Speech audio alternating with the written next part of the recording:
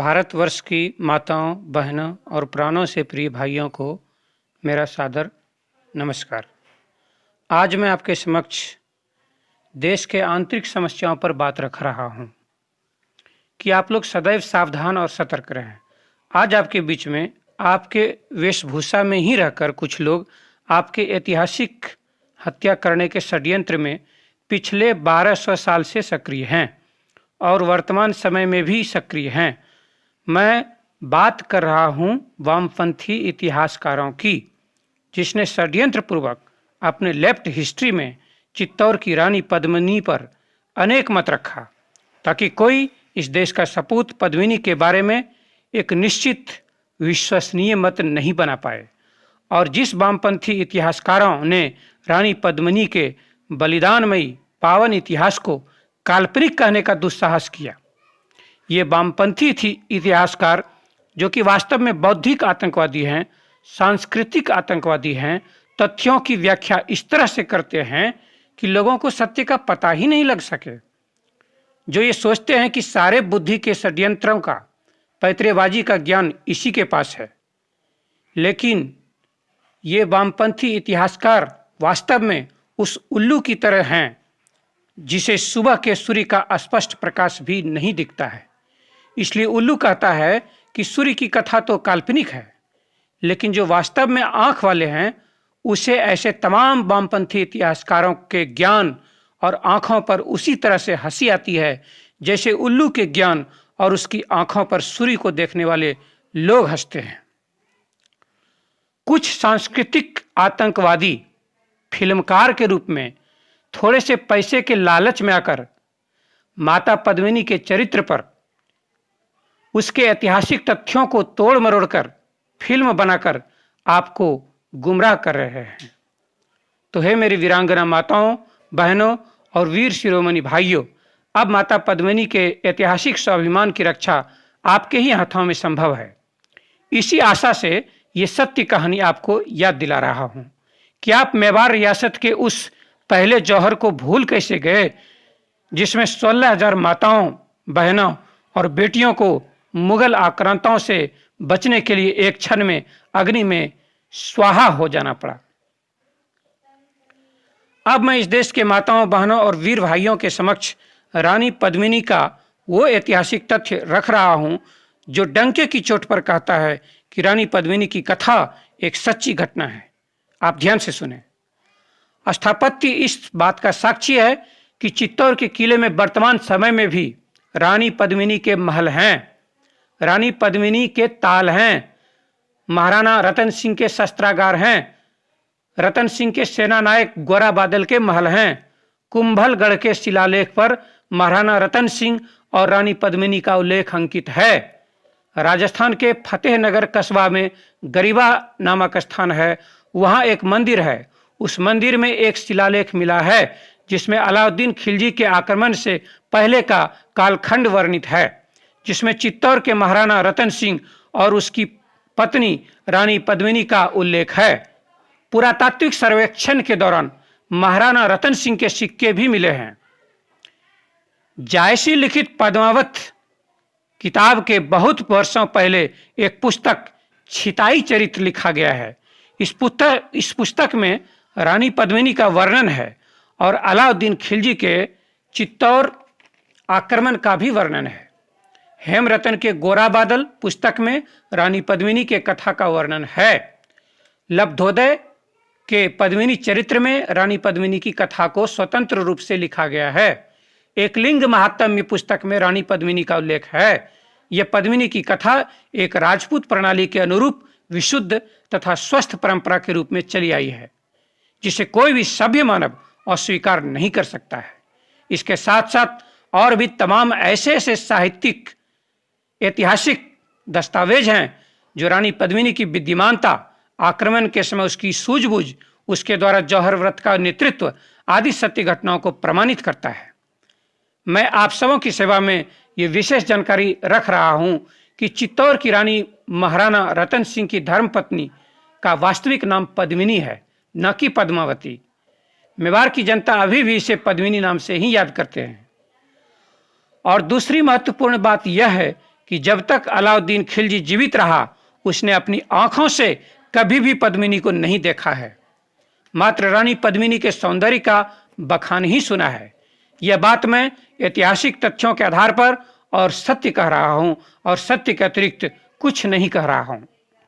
अब मैं चित्तौड़ की रानी पद्मिनी के पावन, बलिदानमयी, गौरवमयी कथा का वर्णन करता हूं। बालिका पद्मिनी का जन्म सिंघल द्वीप में हुआ। इस बालिका के पिता राजा गंधर्वसेन सिंघल द्वीप के राजा थे। पद्मिनी की माता का नाम चंपावती था, जो कि राजा गंधर्वसेन की पुत्री थी। चंपावती भी स्त्रियों की उच्चतम कोटि में से एक तथा अद्वितीय सुंदरी थी। अपनी माता चंपावती जैसी ही अद्वितीय सुंदरी थी ये बालिका पद्मिनी। समय के साथ साथ पद्मिनी युवती हो गई। तब इसके माता पिता ने पद्मिनी के लिए एक सुयोग्य वर खोजना प्रारंभ कर दिया और चित्तौड़ के राजा रतन सिंह के साथ पद्मिनी का विवाह संपन्न हुआ। इस प्रकार पद्मिनी हो गई चित्तौड़ की रानी पद्मिनी। मेवाड़ रियासत की जनता ऐसे सुयोग्य धर्मनिष्ठ महाराणा रतन सिंह और महारानी पद्मिनी की छत्र छाया में आनंद से दिन बिताने लगे। उस समय मेवाड़ रियासत की राजधानी चित्तौड़ था। इसी चित्तौड़ के किले पर राजा रतन सिंह और रानी पद्मिनी रहकर राज्य कार्य संभालने लगे। मेवाड़ रियासत के पहाड़ों पर बसा पेड़ पौधों की हरियाली से भरा यह चित्तौड़ का किला बेहद सुंदर है। किले की ऊंचाई 500 फीट है, 600 एकड़ भूमि तक विस्तार है। इस किले पर 113 मंदिर थे, 84 पानी के तालाब थे, जिस पर राजा रतन सिंह और रानी पद्मिनी सेना सहित रहते थे। रानी पद्मिनी की दासियां, सहेलियां सभी वहीं रहती थी। लेकिन इस किले पर खेती की व्यवस्था नहीं थी, इसलिए खाने के लिए अन्न किले के नीचे से मेवाड़ रियासत के खेतों से ऊपर ले जाया जाता था। जब चित्तौड़ के किले पर से राजा रतन सिंह और रानी पद्मिनी राज्य कार्य संभालते थे, यह घटना 1302 की है। तो उस समय 1303 में दिल्ली को आक्रमण द्वारा अपने कब्जे में लेकर दिल्ली का शासक अलाउद्दीन खिलजी बन बैठा था। इस खिलजी को सिकंदर बनने का भूत सवार था, जो सिकंदर दुनिया जीतने निकला था। लेकिन खिलजी के इस उद्देश्य में चित्तौड़ का किला एक कांटे की तरह चुभ रहा था। इसके ये सब कारण हैं। पहला, व्यापारिक महत्व। आर्थिक सशक्तिकरण के लिए व्यापारिक रास्ता चित्तौड़ से होकर गुजरता था। दूसरा, चित्तौड़ से होते हुए ही मालवा, गुजरात, मध्य प्रदेश जाने का रास्ता था। यानी दक्षिणी भारत को जीतने के लिए पहले चित्तौड़ को जीतना जरूरी था। तीसरा, सैन्य महत्व। चित्तौड़ किले का प्रतिकार इतना जबरदस्त था कि इस चित्तौड़ के कारण इस देश में आक्रांता टिक ही नहीं पा रहे थे। इन सभी कारणों से खिलजी का बुरी नजर चित्तौड़ पर पड़ गया।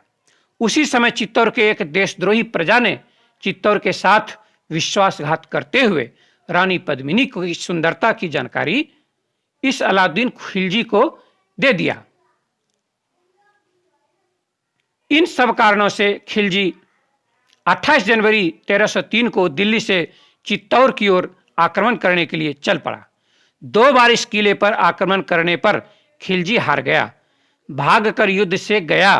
फिर तीसरी बार आक्रमण किया और किले के चारों ओर अपने 30 से 40 हजार मुगल सेना लेकर 8 माह तक घेरा डाले रहा और किले पर खाने के लिए अन्न जो जाता था उसे रोके रहा। फिर भी वह जीत नहीं पाया, निराश हो गया। तब उससे कपट का रास्ता खोजना पड़ा। खिलजी ने संधि प्रस्ताव के बहाने राजा रतन सिंह को बंदी बनाया और उन्हें लौटाने के शर्त के रूप में पद्मिनी को मांगा। तब रानी पद्मिनी की ओर से भी छल का प्रयोग किया गया और अपने सेना नायक गोरा बादल की सहायता से अनेक वीरों के साथ वेश बदलकर पालकियों में पद्मिनी की सखियों के रूप में जाकर राजा रतन सिंह को मुक्त कराया गया। इस युद्ध में गोरा बादल अपने देश के स्वाभिमान के लिए शहीद हो गए। परंतु इस छल का पता चलते ही खिलजी ने फिर से प्रबल आक्रमण किया, जिसमें दिल्ली गए प्राय सारे राजपूत योद्धा मारे गए।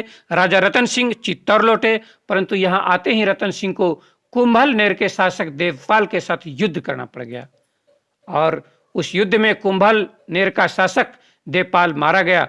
परंतु राजा रतन सिंह भी इस देवपाल के साथ युद्ध करने में अत्यधिक घायल होकर चित्तौड़ लौटे और स्वर्ग सिधार गए। अब रानी पद्मिनी अपने पतिदेव के छत्र छाया से वंचित हो गई। इधर अलाउद्दीन खिलजी ने फिर आक्रमण कर दिया। तो हम इस प्रकार से देखते हैं कि अलाउद्दीन खिलजी ने जो चित्तौड़ पर आक्रमण किया वह कभी भी वीरतापूर्ण नहीं था, छल कपट से युक्त था। उसका युद्ध एक मर्द का युद्ध नहीं था। मर्द सामने से वार करता है, लेकिन अलाउद्दीन खिलजी ने बार बार इस तरह से युद्ध किया जो कि अन्यायपूर्ण था। उन्होंने अन्न से, जल से चित्तौड़ के ऊपर रहने वाले प्रजा को कमजोर किया, और उससे भी नहीं हुआ तो कपट का सहारा लिया। तो इस प्रकार से छल कपट का सहारा लेकर के अलाउद्दीन खिलजी ने फिर से आक्रमण कर दिया। अब चित्तौड़ में रानी पद्मिनी ने राजस्थान के इतिहास में पहली बार एक विशिष्ट जौहर व्रत का नेतृत्व किया, जिसमें चित्तौड़ की 16,000 आर्य नारी का बलिदान हुआ। अब संकट के इस महाबेला में जो सबसे कम राजपूत योद्धा बच गए और उसे लगा कि अब हम इन आक्रांताओं को रोक नहीं पाएंगे, तो उन राजपूत योद्धाओं ने एक सभा का आयोजन किया और उस सभा में महारानी पद्मिनी को बुलाया और उस माता पद्मिनी से अपना अंतिम निवेदन कहा कि मां, अब मैं आपकी और चित्तौड़ के किले की 16,000 इस आर्य नारी की रक्षा करने में असमर्थ हूं। इस असमर्थता के लिए आप मुझे क्षमा करें। हमने केसरिया वस्त्र पहन लिया है, कल हमारे जीवन का अंतिम युद्ध होगा। मां, इस दुनिया से कल हम हमेशा के लिए चले जाएंगे। आज जीवित हूं, मेरे लिए क्या आज्ञा है माता। माता पद्मिनी ने कहा कि धिक्कार है तुम्हारे जैसे संतानों पर जो अपनी मां, बहन, बेटी और अपनी पत्नी की रक्षा करने में असमर्थ है। अवश्य ही तुम्हारे अंदर यह कमजोरी तुम्हारे पाप के कारण ही आई है, परंतु अब मेरी इज्जत अग्नि देवता बचाएंगे। तब माता पद्मिनी का संकेत पाकर सूरज निकलने से पहले राजपूतों ने मिलकर एक बहुत बड़ी चिता सजाई। चित्तौड़ दुर्ग के किले पर गोमुख कुंड के पास एक मंदिर है। सभी 16,000 माताओं ने स्नान किए इसी गोमुख कुंड में। उसके बाद गोमुख कुंड के नजदीक इस मंदिर में भगवान के दर्शन किए, केसरिया वस्त्र पहने, 16 श्रृंगार किए, तुलसी और गंगा जल मुख में लिया और गोमुख कुंड के पास जो मंदिर था वहां अपने आराध्य ईश्वर को प्रणाम किया और अपने अपने पति को अंतिम बार प्रणाम किया।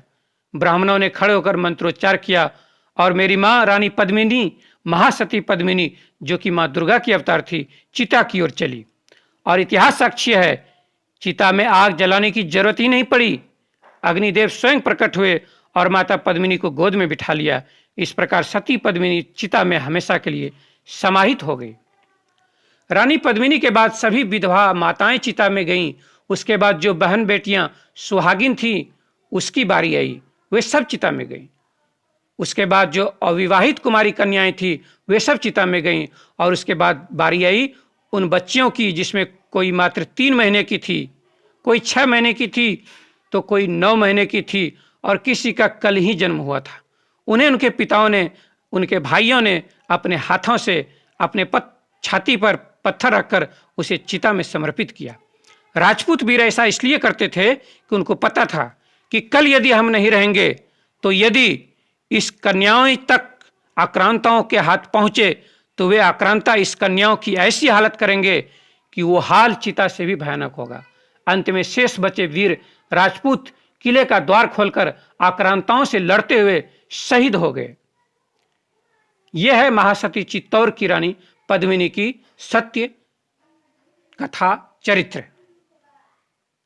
बस इतनी ही वाणी का पुष्प मैं आप सब माताओं, बहनों और प्राणों से प्रिय भाइयों की सेवा में समर्पित कर रहा हूं। मेरे शब्द आप श्रेष्ठ माताओं, बहनों और भाइयों को अच्छे लगे तो उसे मैं अपना परम सौभाग्य और आप सबका शुभाशीष समझूंगा। बस इतना ही। मैं आर्य संतान राजेश कुमार सिंह आप सबसे विदा लेता हूं। बोलो महासती रानी पद्मिनी की जय, भारत माता की जय। सुन ले फिल्मी दुनिया ये इतिहास हमारी